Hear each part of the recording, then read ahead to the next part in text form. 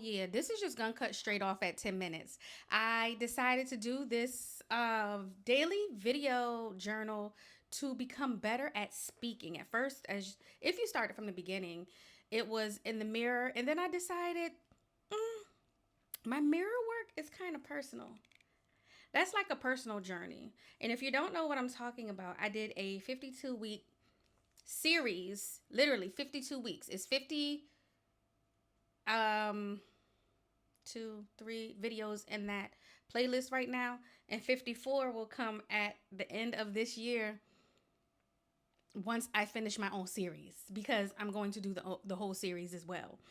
There's an intro, 52 videos, and at the end of this year there will be an outro about how I feel about completing my own series.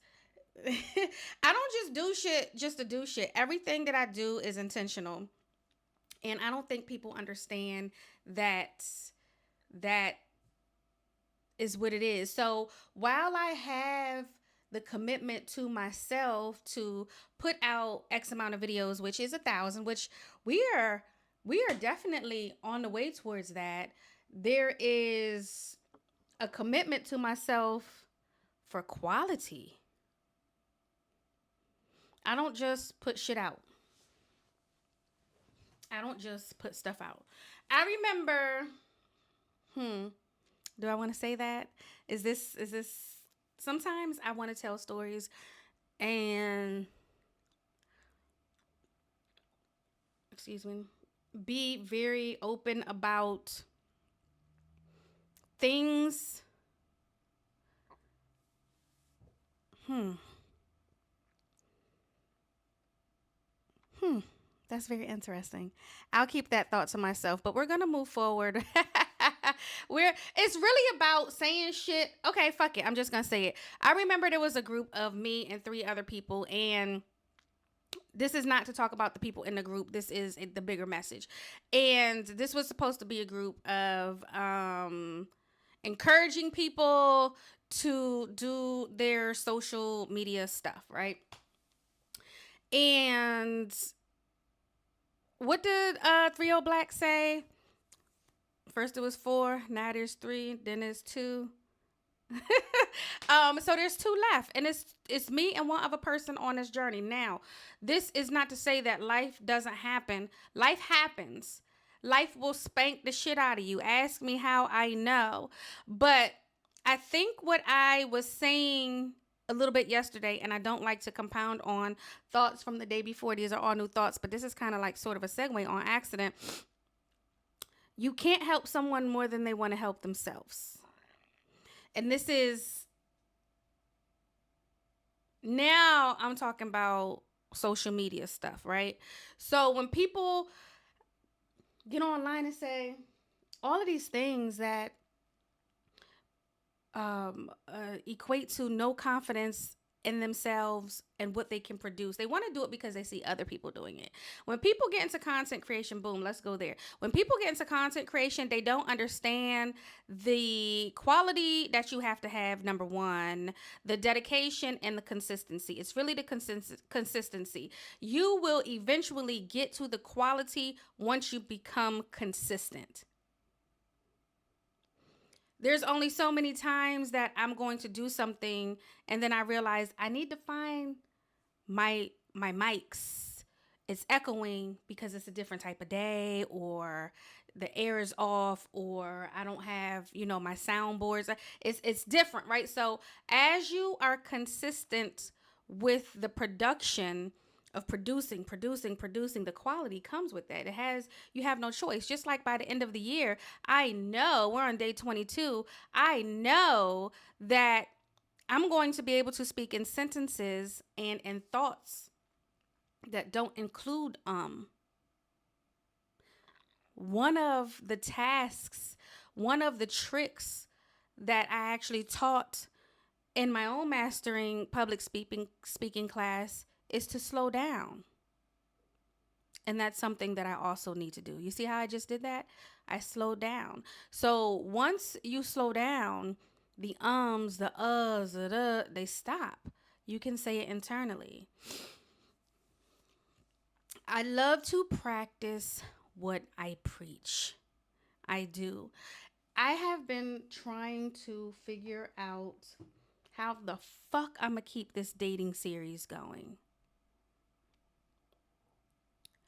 I have been trying to figure out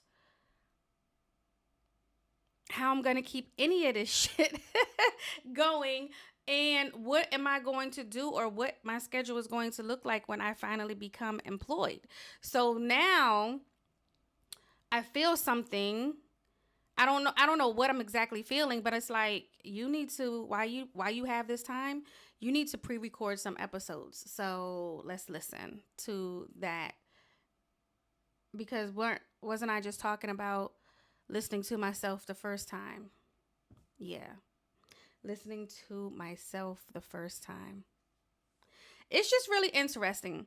A lot of people say that they want things, but their actions show me that it's all talk. That even includes when it comes to me. Men can say, I want you all day, but it's all talk. What is it that you want about me? You want fuck me. You don't want me. You want fuck me. Because if you wanted me, you would, your language, your actions would show that you wanted me in your space and you wanted me to be a part of your world. Now I sit back and I just been thinking about other things this week, and who I brought into this year with me, but who was going to get left in January. Like, I feel like I need to do a tour de dick. Fuck these niggas for the last time and start anew February 1st. And speaking of fucking on people, I was thinking about reputations.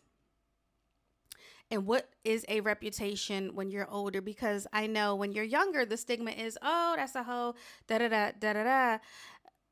But the gentlemen are just as much whores as the women that they are fucking on. And if not, then it's the men around them, because they got to be fucking on something, right? So, okay, boom, you have that stigma. It's gone, whatever, whatever. And as you get older, what is the reputation that you want to carry? I am very open with my dating life, my sexuality, the things that I do. And it's like, will any of this stop me from getting the man, the caliber of man that I want, that I know that I need? And what is it that I want and that I know that I need? And I love my area so bad. I love my people down. And I don't really see myself. I've dated men from other places. That's how I know I 100% will not date a man from like New England. Right? So I won't date a man from Delaware up. It's not happening. And I know Delaware is not New England. Like, please, let's not. And so I know I'll never date a man from California, because I don't like the way they dance. And although there's, I don't want to say baby gangs, groups here. I mean, we have gangs, but not people that I deal with. I don't deal with men that are into gangs, gang banging, etc., etc. You go down to Dallas, it's a little bit different. They have some very hardy men in Texas, but it's just like, I can't move to a red state. I have to stay in a blue state for my sanity and everything else that goes on. So what now? Literally. So what now? I also love go-go. I know I'm not ever going to find my husband in a go-go. I'll find somebody to date in a go-go. Maybe. And do I even want that? And I know I be in there and I know how I am, but I've given so many niggas the chance out of there and they proved themselves to be fucking duds. Dud ass niggas. D-U-D. Yes, dud. Like milk dud. Duds. Fucking duds. And I don't be feeling that shit.